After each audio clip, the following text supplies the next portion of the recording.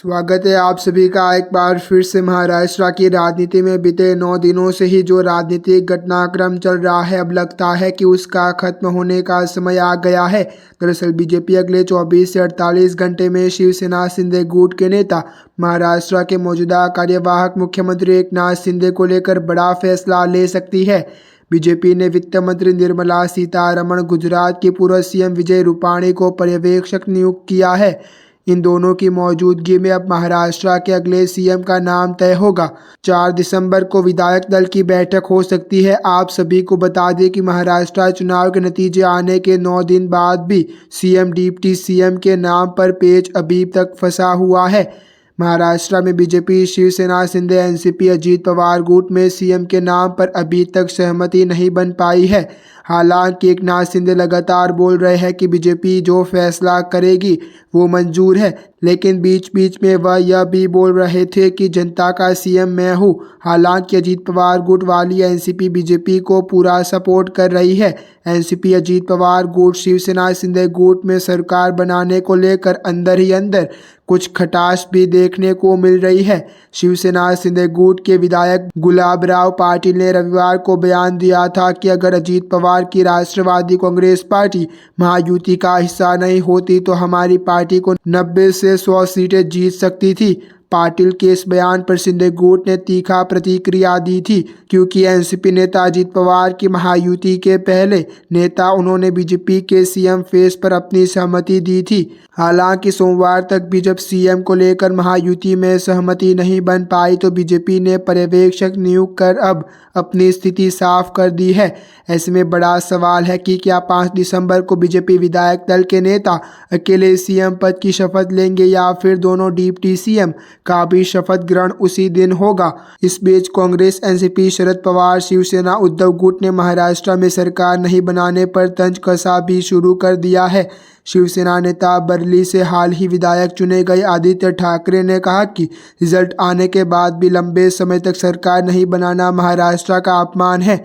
आप सभी को बता दें कि आप 14वीं विधायक का कार्यकाल बीते 26 नवंबर को भी समाप्त हो गया था, मगर पिछले 9 दिनों में सरकार गठन के लिए दावा पेश नहीं किया। 2019 के चुनाव के बाद भी यह स्थिति बनी थी, जब शिवसेना बीजेपी के बीच सीएम पद के लिए रस्साकसी लंबी चल रही थी। महाराष्ट्र में 5 दिसंबर को सरकार का शपथ ग्रहण समारोह होगा, लेकिन प्रदेश का सीएम कौन होगा यह अभी तक नहीं हुआ है। तारीख तो तय हो चुकी है, लेकिन अभी तक सीएम का फेस तय नहीं हो पाया है।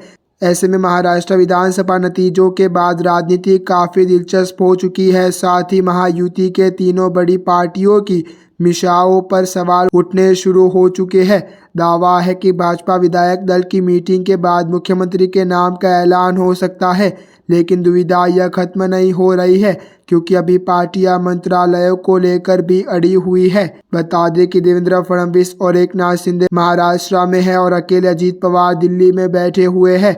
अभी यह तय ही नहीं हो पा रहा है कि सीएम कौन होगा, कौन सा मंत्रालय किसके पास जाएगा। अजीत पवार महायुति के बाकी नेताओं से थोड़ा अलग चलते दिख रहे हैं। सोमवार को दिल्ली पहुंचे अजीत पवार आज भाजपा की टॉप लीडरशिप के मुलाकात करेंगे, लेकिन उससे पहले उन्होंने अपनी पार्टी के नेताओं से मुलाकात की और उनका यह कदम चर्चा का विषय बन गया, क्योंकि एक हफ्ते के दौरान अजीत पवार दूसरी बार अपनी पार्टी के नेताओं से मिल रहे हैं। वही दावा यह भी किया जा रहा है कि अजीत पवार गुट ने भाजपा से सीएम बनाने के लिए अपना पूरा जोर लगा दिया है। वही तीनों पार्टियां कैबिनेट में सत्ता के बंटवारे को लेकर तनावपूर्ण बातचीत में उलझी हुई है। एक तरफ शिंदे गृह मंत्रालय की मांग कर रहे तो एनसीपी को लेकर भी कहा जा रहा है कि वो वित्त मंत्रालय की मांग कर रही है। हालांकि सूत्रों के हवाले से दावा किया जा रहा है कि भाजपा ने ये दोनों मंत्रालय नहीं देना चाहती है। महाराष्ट्र चुनाव के नतीजों में महायुति की प्रचंड जीत हुई, लेकिन इसके बाद संगठन के अंदर की उठापटक में हार जीत का फैसला नहीं हो पा रहा है। महाराष्ट्र के मुख्यमंत्री के चेहरे को लेकर जबरदस्त राजनीति हुई। ट्विस्ट तब आया जब एकनाथ शिंदे भारी भरकम सत्ते रखते हुए कुर्सी से पीछे हट गए। देवेंद्र फडणवीस का नाम फाइनल हो गया, लेकिन अचानक उनका भी पत्ता साफ होने की अफवाहें उड़ने लगी। इस सब के बीच अब महायुति को लेकर एक पावरफुल दुश्मन ने कुछ ऐसा कह डाला है जिसे सुनकर अमित शाह के पसीने छूट जाएंगे। दरअसल महाराष्ट्र विधानसभा चुनाव परिणाम 23 नवंबर को आया था और इसके बाद सीएम फेस को लेकर घमासान चल रहा है। अजीत शाह ने दिल्ली में महायुति की बैठक भी ली थी, लेकिन कोई ऐलान नहीं किया। 9 दिन बीत जाने के बाद भी अमित शाह सरकार को लेकर फैसला नहीं कर पाए। बस यही मौका देकर आदित्य ठाकरे ने महायुति पर निशाना साधा है। एकनाथ शिंदे प्रेस कॉन्फ्रेंस में सीएम फेस के चेहरे पर फडणवीस को OC देकर गांव चले गए। जाने से पहले उन्होंने इसे एहसास के बदले ऐसी शर्तें रखी कि सभी दिग्गज सिर खुजाते रह गए। हालात यह है कि शपथ ग्रहण की तारीख आ चुकी है, लेकिन सीएम फेस फाइनल नहीं हो पाया है। महायुति में घमासान को देखते हुए आदित्य ठाकरे ने राष्ट्रीय शासन को लेकर बड़ी बात कह डाली है। उन्होंने अमित शाह की बैठक पर सवाल उठाते हुए 9 दिनों की गलतियां गिनाई है। शिवसेना के नेता आदित्य ठाकरे ने महायुति के हालातों पर तंज कसा है। उन्होंने कहा कि 1 हफ्ते से ज़्यादा वक्त बीत गया है। नतीजे आने के बाद अभी तक सरकार नहीं बना पाना महाराष्ट्र का अपमान है। आदित्य को इस बात से भी दिक्कत है कि सरकार गठन का दावा किए बिना शपथ ग्रहण का अनाउंसमेंट कैसे किया जा सकता है। उन्होंने कहा कि अगर वे काम किसी विपक्षी दल ने किया होता तो राष्ट्रपति शासन लग जाता।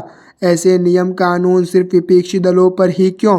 ऐसी अच्छे न्यूज़ जानने के लिए आप हमारे YouTube चैनल को सब्सक्राइब करना ना भूलें।